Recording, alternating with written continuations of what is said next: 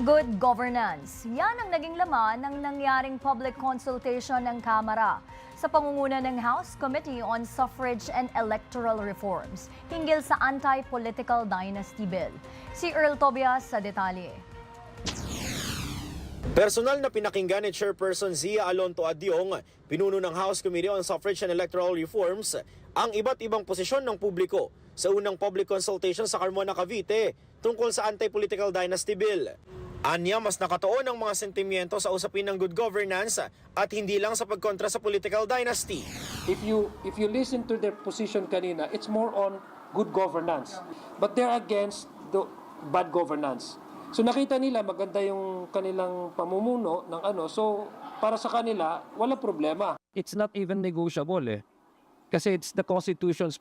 Dagdag ni Adyong siguradong papasa ang Anti-Political Dynasty Bill sa committee level. At kumpiyansang makakuha ito ng malawak na suporta sa Kamara dahil 24 na versions na ng panukala ang naihain ng mga kongresista.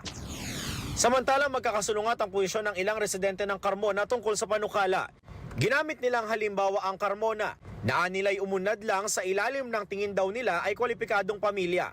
Iginiit din ng isa pang residente na hindi dapat alisin ang karapatan ng taong bayan na malayang pumili ng lider. Aming mamamayan ang pumipili kung sino po ang karapat-dapat na iupo sa poder ng kapangyarihan. Maging hindi po yan political dynasty. Kung gagawa yan ng korupsyon, gagawa yan. Opo?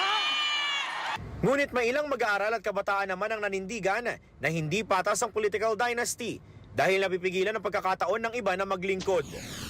Hindi ito usapin sa pagiging kontra sa isang pamilya. Ito po ay usapin na pagbibigay ng patas na pagkakataon para sa lahat ng Pilipinong makapaglingkod. At habang patuloy pa ang konsultasyon, inaasahang lalawak at lalalim pa ang talakayan sa Anti-Political Dynasty Bill. Para sa totoong balita sa bagong Pilipinas, Earl Tobias, Congress News.